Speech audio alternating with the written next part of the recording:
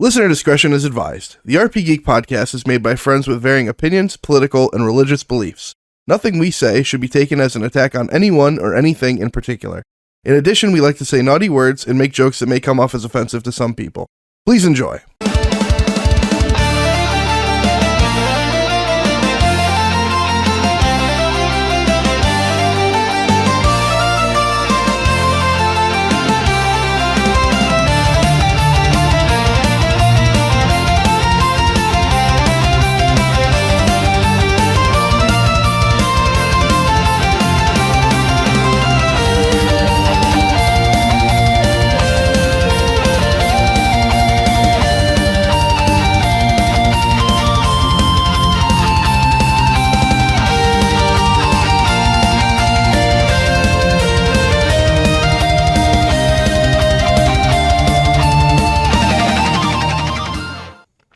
It's July now.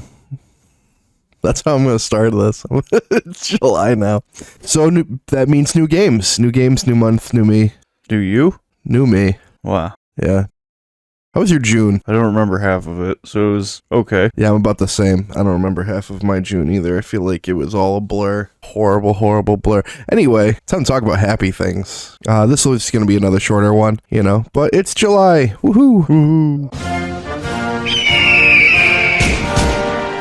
Starting off July with a game that's been on my Steam wishlist for a bit, Mecha Break. This is, you get to pilot mechs, man, in squads of like 3 to 6. It's up to 60 player battle royale, but it's just giant mech robots So like that. Kind of like a battle royale for like Titanfall kind of deal. Kind of, but way more anime. Oh, okay. Like, think more like Gundam and Gotcha. That sort of thing. I don't know. That one, it's coming out for PC and everything, the 1st of July. I'm very excited for that one. And then, what do we got? The next thing is, on July 3rd, apparently there's 2 games coming out. There's Harvest Moon 3D, The Lost Valley. Harvest Moon, The Lost Valley. I think this was a 3DS game that they are porting to the Switch. Gotcha. And Harvest Moon Skytree Village. Which seems to be a new game. Yeah, honestly, if it's called Harvest Moon, it's not by the original developers. They're actually making Story of Seasons. Yeah, so Harvest Moon is, unfortunately, it's a split, and their games tend to be a bit less quality. I mean, if you just like farming sims, that's really Gotcha. That's fine. Gotcha. What do we got next? Islanders New Shores on July 10th. Apparently it's a sequel. Is it? Yeah, it's a sequel. It's another like minimalist city building game, but it's all based around the artwork kind of thing. Gotcha. Like, where it's really nice artwork. It's kind of, the visuals on it are like a mix between like Wind Waker and like Animal Crossing. Yeah, taking a look at this, it looks very bright and vibrant, very pretty. Yeah, but just one of those, another really inviting city builders. Yeah, who doesn't like a good city builder? Yeah. Then on the same day is Mycopunk, which it looks like you're fighting fungi? Well, I'll read the description that's given, since we don't have much about it. A ragtag squad of robot rejects is hired by a Saxon corporation and given one last shot at a profitable glory in avoiding the scrap heap. Their new Atlas Hazard crew, a ramshackle squad of exterminators sent to uncover the mysteries behind a planet-wide fungal catastrophe. Embark on a series of dangerous planet-side missions to drive back the mycological menace. Could this be a simple natural disaster like they claim? And did Saxon really misfile your taxes, or was that on your own fault? So it seems to be that a catastrophic living fungus is taking over the planet, and you have to go kill it. So this is the first game from developer Pigeons at Play, produced by Devolver Digital. Graphically, it looks like a modern day, like, I want to say PS1, but like PS2 game. Yeah, it does. Like, everything's very blocky, but it kind of works because the lighting makes up for it. It's like, imagine if you had like dynamic lighting in a PS2 era game. Yeah. It looks pretty neat. I don't know. I see damage numbers. I see you shooting weird mushroom laser things. It looks kind of cool. I don't know. We'll see how that turns out. You want to take the next one? Sure. Sure. Yeah. Next one coming on July 11th is Tony Hawk's Pro Skater 3 and 4. I never played 3 and 4. I didn't either. I played 1 and 2, and particularly I think it was the first one on N64 that I played a lot of. It was either the N64, or it was either the first one or the second one, but I played a crap ton of it on the N64, and then in the later games where I think it was like America's Wasteland and all the other ones, but I never played Pro Skater 3 and 4. Yeah, 3 and 4 I never played. Apparently there's like a SpongeBob DLC or extra SpongeBob stuff that's coming with this one, which is pretty cool. Neat. You know, I enjoyed when they remastered 1 and 2. If they somehow managed to do Tony Hawk's Underground, I'd probably play that one again. Yeah. That was really that's the one I'm thinking of, is the Underground ones, not Pro Skater. Yeah, Tony Hawk's Underground was the one that I played. And then on the same day, July 11th, Patapon 1 and 2 replayed. July 11th is the day of remakes. You ever hear of Patapon? I have not. So Patapon Tell me more. Yeah, it's like a rhythm-based RPG kind of deal, but it was originally on like the PSP. Okay. You just have these little dudes, these little Patapons, and based on the rhythm of everything, you use them to fight off monsters and dinosaurs and things like that. It's pretty neat. Now, when you say rhythm, you're talking like a soundtrack base? Yeah, so there's a rhythm playing in the background, like a song playing in the background, and you'll have like audio cues on which Patapon to use at what time, and as long as you're doing that, you'll continue to do well. So would it be safe to say that these games are based like very much around their soundtracks? Extremely. Okay. And are they good soundtracks? From what I understand, yeah. People really, really dug Patapon back when it originally came out, and I'm surprised that it's taken this long to get a remake for it. You can take the next one. The next one on July 15th is Eden Zero, which is a RPG made by Konami, and it's based on the anime and manga of the same name, which, if you're unfamiliar with this is the next big series that the creator of Fairy Tail made. It's a futuristic sci-fi kind of thing, so no more mages and stuff like that. It looks really good.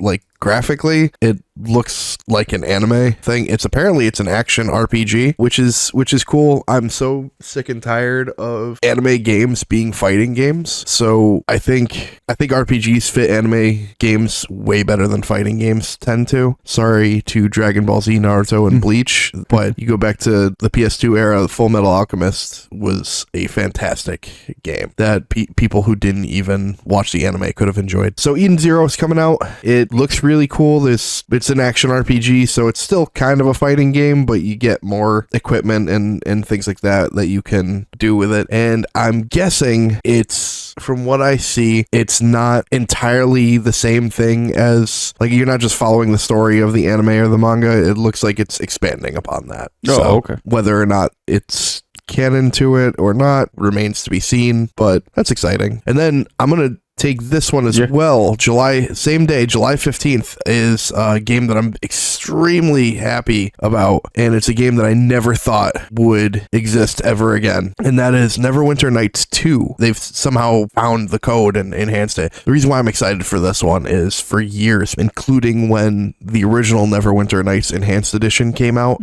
same time as the original 2 Baldur's Gates and everything, Neverwinter Nights and Icewind Dale 2 were 2 games where they said that they couldn't do without really going in and fixing the game, because they lost a lot of the code to it. Because back when these games were made, you would ship out the game and the code would be lost somewhere because it's on some disc and you've moved on to a new project, so it's tucked away in some closet somewhere, sold off to somebody, whatever. So finally, we're getting Neverwinter Nights 2. Fingers crossed that we could eventually get Icewind Dale 2. I also saw that it's being published by Atari, which is kind of neat. Yes, so Atari and Aspyr are coming to publish it. It was actually developed by Obsidian. Obsidian's got a good set of games. I think Obsidian is the original developer of it, so I think Aspyr is actually the one doing all the legwork on this. Either way, very exciting. Please, Icewind Dale 2 next. Such good games. Neverwinter Nights and Neverwinter Nights 2 are fantastic if you play with friends because they are multiplayer games. Oh, okay. It is set in the 3.5 era of Dungeons and Dragons, which, real quick, Dungeons and Dragons is currently on its 5th edition, which has since been it's technically 5.5 is where it's at. This was 3.5, which a lot of people consider to be the best edition in terms of the things that you could do, with your characters, the customization that you have, and the amount of just stuff in the game. It's still difficult to kind of figure out if you're just jumping into it, if that's your first experience with it, versus 5, which was designed to be very easy to get in. Like Baldur's Gate 3 was made using 5th edition. Okay. And very easy to figure out and everything. Neverwinter Nights and Neverwinter Nights 2 use 3.5, and it has certain restrictions that 5th edition doesn't have. Gotcha. For example, real quick, your alignment plays into what you can actually do. So in newer editions of Dungeons & Dragons, I believe 4th and 5th edition, you could be a good assassin. Previous editions, you had to be evil to be an assassin. Oh, okay. I got you. So things like that. So it's very exciting.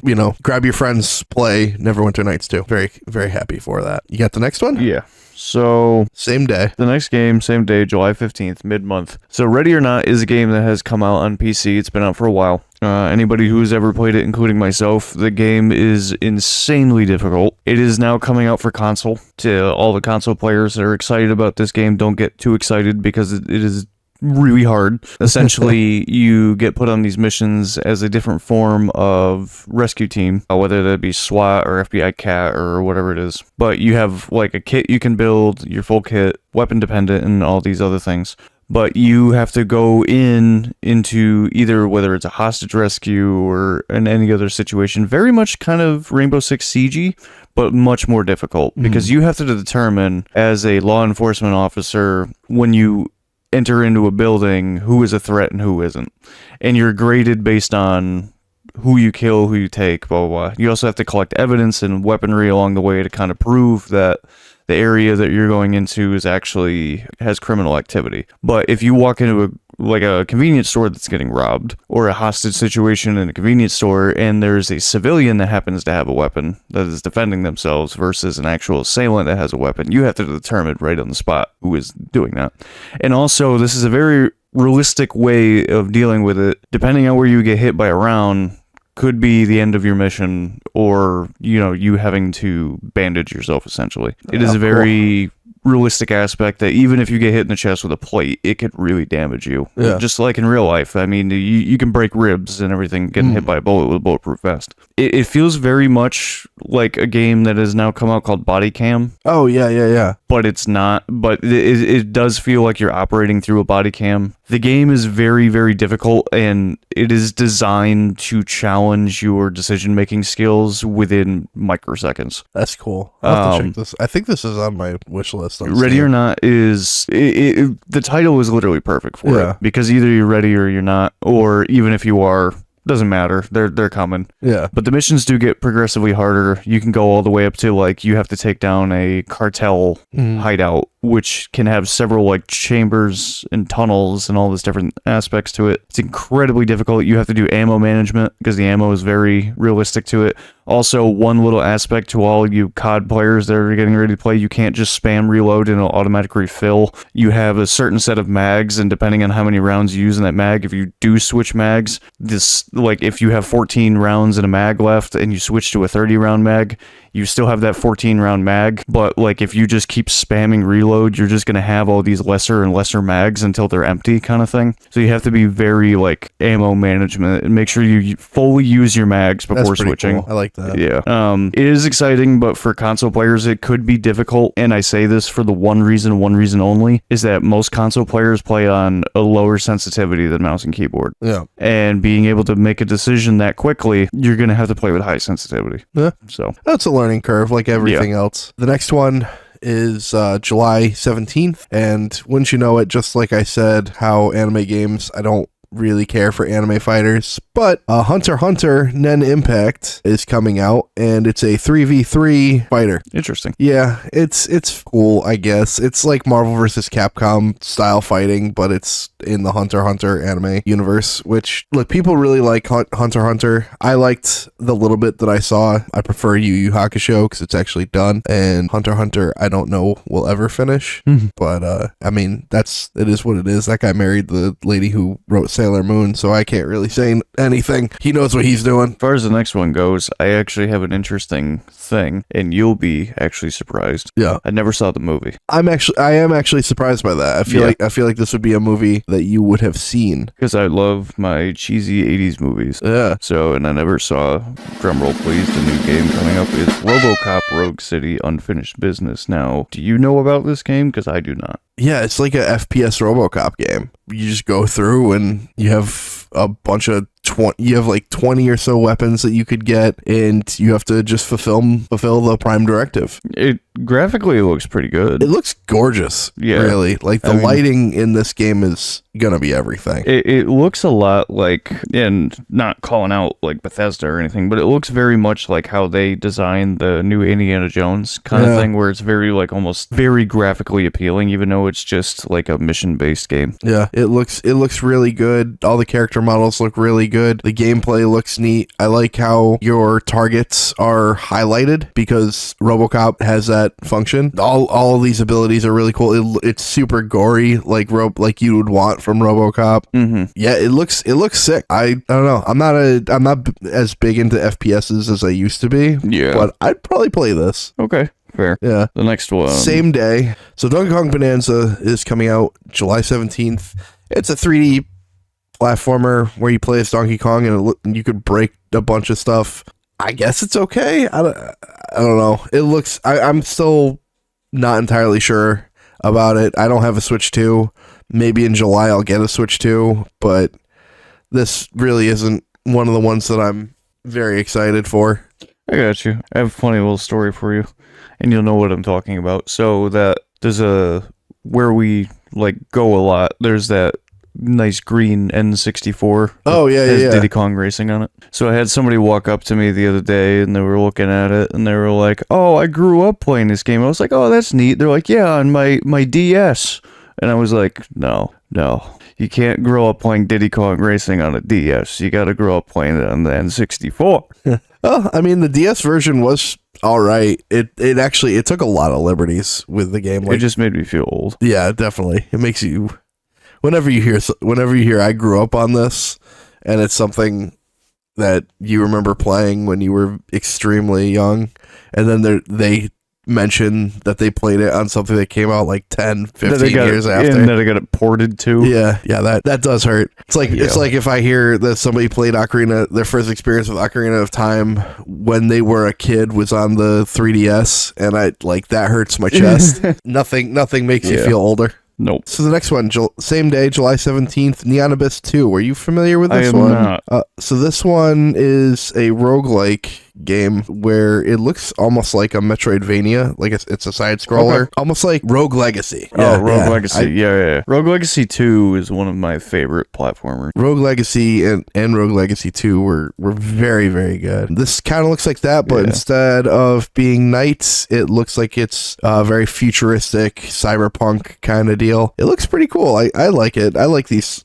style games. I was just reading into the next one, and I'm not too familiar with it, but so the next game coming up, Shadow Labyrinth, is a 2D action platformer and a genre-twisting alternate take on the iconic Pac-Man? Yes. Interesting. This game looks absolutely incredible. It looks like a Metroidvania, but you have this yellow orb that just follows you around, and it's called Puck. As you go through, you fight enemies, and Puck consumes said enemies. And it's neat too that they decided to call him Puck, because that was Pac-Man's original name was Puck-Man, but they thought that, you know what, we're gonna not call it that because it's very easy on the arcade cabinets to make it look like a dirty word. So gotcha. But I should clarify that Puck-Man was supposed to be his original Western name. But yeah, no, this game looks sick.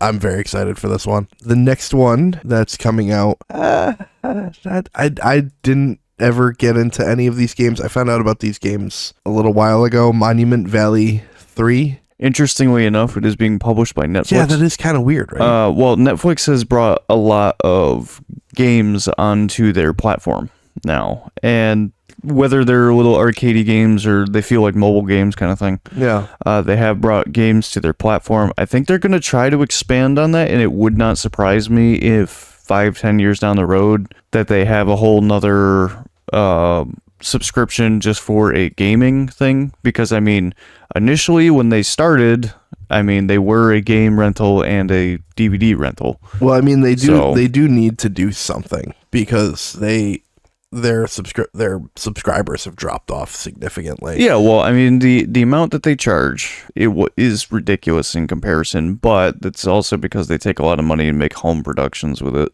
Yeah, and their biggest one is ending, I think, this year. Yeah. So, I mean, it doesn't surprise me that Netflix is trying to dip their toes in it. I mean, Amazon did, Apple, I think. Amazon, I know, released that one game. I'm forgetting the name of it right now, but it was almost like an MMO style game. And I heard it did okay, but it wasn't like amazing. It just did okay. Do you want to hit the next one here? Wildgate? Sure. So the next one, July 22nd. Is Wildgate, and by looking at it, it seems pretty cool. It looks like it looks to me like almost like a team deathmatch between like ships. Like you have a team and then there's another team, and it's a very space age, very sci-fi. The artwork in it reminds me a lot of like Brink, to be honest. Okay. But it also, it's really colorful, but it almost reminds me of like an Overwatch or like a Valorant kind of thing. Yeah, it looks kind of neat. Like I think graphically it looks very, very nice, very vibrant colors. But I think it's a small team versus small team, but it has like ship battles, it looks like and all this stuff in it. Both ship battles and just PvP, like on foot shooting, guns and things like that. It looks like it could be cool. Looks like it could be fun. Yeah, we'll see. The next one is July 23rd, Wheel World. World. The description is, welcome to Wheel World, where the fate of the universe rests on your handlebars. That's a great entrance. I don't want to read more than that. That sounds fantastic. But it's a cycling game. It looks like an open world racing game. Kind of, yeah, except you're the worst thing on earth, a bicyclist. Yeah, I mean, it is bicycle season. Although you do get to customize your bike, so that's kind of cool. The next one's coming out on July 24th, and it's called Wu-Chang Fallen Feathers. And it's a Souls-like action RPG set in the land of Shu. And I think it's like the original Neo, where you have a character that you play as. I don't think that you get to create your character at all. I think it's... Let's see. It looks like you play as Wu-Chang, who is a pirate warrior struck by amnesia. Huh. So are they actually a pirate? Apparently, she is a skilled pirate warrior struck by amnesia who must navigate the uncertainties of her mysterious past while afflicted by the horrific feathering disease. I am just curious whether or not that in her amnesia she woke up and thought she was a pirate and just went with it. Yeah, I'm not sure, but this looks absolutely... I mean, you know me, I love Souls-like games and pirates. Games. Yeah, I mean, right there with you. And apparently you get some cool-ass costumes if you pre-order it on Steam. That would actually be interesting. A Souls-like a Black Flag. I mean, I don't think it goes that far into the piracy, but I think... No, but that would be neat. Yeah. That would be cool. Yeah, there's a lot of costumes here. So it looks like they're kind of... I don't know who the developer is. Who are you?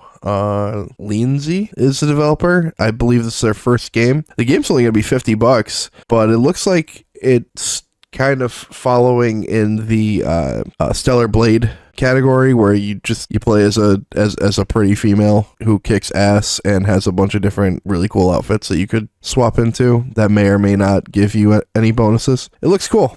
The Souls-like games are awesome for that fact that they don't do the 70-80 usually. Yeah. Usually. The next game I am very excited for. Feel free. The next game coming out July 24th, Killing Floor 3. Dave, did you ever get to play the Killing Floor games? I did not. You would have an absolute blast. Yeah. It is a PvE, but you have these teams of, I believe, 4 people. Mhm. And it almost feels like a Doom clone in a way, but mixed with almost a futuristic aspect. It's like Halo and Doom but in this weird, cheesy kind of way. So you have like these different classes, and each class has a different skill tree to it. And so when you go in, whether you are SWAT or explosive SWAT or demo or assault or whatever, medic, you have like a leveling system, and then you have your skills. Yeah. But you go in and you can change whatever it may be, but typically you'll have like 5 to 8 to 10 rounds in this mission. And they are hordes of different mutants. Yeah. And the mutants get more difficult as time goes on, different rounds. And there's a little intermission in between each round where you can get like a store where you can buy more ammo, buy a weapon, blah, blah, blah, the whole nine. And I believe, if I can recall correctly, traditionally in that game, you start out with like, you pick out your loadout, but as time goes on, you earn money by killing the mutants to purchase your full loadout at the store. Oh, cool. And then you get everything that you can, you get all your weapons, you get all your explosives, blah, blah, blah. And then the last round is a boss round with a giant health bar, and it's a boss round, but then you still have like all the other mutants coming at you. Oh, neat. But the bosses are all different, and they're random. So like you could play the same map twice, but the boss might be different the second time. It's really, really fun. It's so fun to play with friends. Killing Floor 3, I'm super excited for. I put a lot of hours into Killing Floor 2, and it's definitely a game that is worth playing, especially if you like just PvE, FPS, and just like a game that you just want to shoot things, and that's it. Nice. Like you run around a map, you shoot things, you level up, you get... It's the same kind of revolving loop, but it's one of those addictive revolving loops that you could just play for hours on end and just be like, I'm happy with this. Nice. So that's cool. Yeah. I've heard of the Killing Floor. Killing Floor 2 is definitely worth playing. Even after Killing Floor 3 comes out, Killing Floor 2 was kind of like equivalent to like the Payday 2s and stuff like that, where the second game like just was that chef's kiss of a game. Yeah. And then, like, all the other ones that came after that were meh. But, gotcha. Yeah. Next on the list is the Nintendo Switch 2 edition of Mario Party Jamboree. This game already came out on the Switch, but the Switch 2 edition includes Jamboree TV, so that's exciting for Switch 2 owners. The following is No Sleep for Kaname Date, which I briefly talked about this in a video of mine. I have the... I think it's the Somnium files. I don't think it's AI, the Somnium files, but it could be. It's a mystery, like detective kind of series, and this character was the main character from the first game, and this is technically the third game, I believe. Okay. It looks really cool. I like the idea of these style games where it's, puzzle based. You got to figure out what's going on, things like that. A lot of really interesting stories come out of these style games. Gotcha. And then what's the next one? The next one is Ratatan. And it looks like it's a roguelite is what it describes, but it's a side-scrolling roguelite up to 4 players. Mm-hmm. But it looks like it also combines the elements of the game that you had mentioned, Patapon, where it's a rhythm base. Yeah, let's see. So it's like a rhythm-based side-scrolling roguelite, but with up to 4 players. It seems very interesting. It seems like it could actually keep you enveloped for a while. That's interesting because I see where the connection is with how it looks similar, but it's not by the same developers at all. Nope. It's also a rhythm game like Patapon is. And I do really like the artwork. It looks gorgeous. Yeah. Very, very pretty. It's a very pretty, very colorful game. Yeah. But the fact that it's a roguelite, that's fun. I always like me a good roguelite. Plus, I mean, there's a giant lobster on a ship. That looks sick. All right, next one is Grounded 2. I'm excited to play Grounded 2. Are you? Because for me, I had no idea that a sequel had even been announced, let alone that one was coming I didn't think that Grounded did very well. Grounded actually ended up doing really well because a lot of bigger YouTubers and streamers ended up doing a lot of like cooperative with it. Oh, okay. And essentially blowing up that game. Yeah, so for those of you that are unfamiliar, Grounded is essentially Honey, I Shrunk the Kids, the game. Yeah. Where you're small humans. You're a tiny human, and typically, and a lot of the footage comes from you being in like the backyard. Mm-hmm. And so like all the spiders and ants and worms and everything like that end up becoming the mobs that you have to face and survive against. But it's a survival craftian game where you're out there, you have to craft, survive, and try to essentially figure out a way to unshrink yourself. Yeah. But you have to face off with giant ants, which I have a lot of personal stories to reason why I hate ants, so that game is just horrible. But it's actually really, really fun. It takes a lot of artwork that reminds me of It Takes Two. Yeah. A lot of the artwork is very similar, where it's really colorful and it's really pretty, yet it's still a menace of a game. Yeah, so like the characters themselves are kind of like they look human, but they are kind of exaggerated. Yeah. A little bit, and the bugs are definitely heavily exaggerated. They're terrifying. But at the same time, they, it looks like it does what it needs to do. Like, yeah, I don't mind most bugs. I'm not arachnophobic or anything like that. But if I rounded a corner and I saw one the size of a house, I'd probably be upset. See, I'm weird. Like, I don't mind bugs at all outside, even ants. Like, I don't like ants. My wife has seen me beat an ant with a frying pan before. I do not like ants. But when they're outside, they don't bother me. When they're in my house, like something clicks in my brain where I'm like, I must defeat thy enemy, whatever the cost. Yeah, if it's not a spider and it's in your house, then I don't want it. Yeah. Like spiders, sure, hang out, man. Just don't bite me. Yeah. I won't mess with you. Don't put your webs everywhere, and just eat anything else that comes in here. That's all that I care about, right? Thank God you're here. Now I know I don't have radon. I have this one spider that I won't get rid of, and it's funny because it lives on the ceiling way above my window unit, my AC unit. Yeah. But I'll have some like small bugs every once in a while get in through the window and then fly up towards the ceiling. And that spider's just right there, just waiting for the next kill. So I just leave them there. Yeah. So like spiders, I firmly believe spiders wouldn't be scary if people could talk to them. Some of them probably would have some interesting things to say. They'd also, probably either that or they'd be like, what do you mean Spider-Man shoots out of his wrists? If Sheila in the early 2000s did not help the whole spider. Oh, Shelob? Yeah, Shelob in the early 2000s did not help the whole spider thing. No, between that and the Harry Potter one. Yeah. Did not help at all. All right, the next one, Orcs Must Die, Death Trap. I think this is another game in the series of Orcs Must Die, I believe. It is. Yeah. It is. This one comes out July 29th, same day as Grounded 2, and it's you're mages and you're fighting orcs. It's more of the same. It just looks prettier and bigger. Yeah. If you like Orcs Must Die, you're gonna love this one. Hopefully, unless they really screw it up. Which is always a possibility nowadays. It really is. It's an unfortunate, scary possibility. Yeah. And the final one for July, on July 31st, Ninja Gaiden Ragebound. It's a 2D side-scrolling Ninja Gaiden game with like the original 2D side-scrolling Ninja Gaiden games. Let's just hope it's not nearly as hard as those old-ass NES. I only played NES one titles. Ninja Gaiden game in my life. It was Black. Oh, yeah, Ninja Gaiden Black. And I hated it. It was so hard. Yeah, so...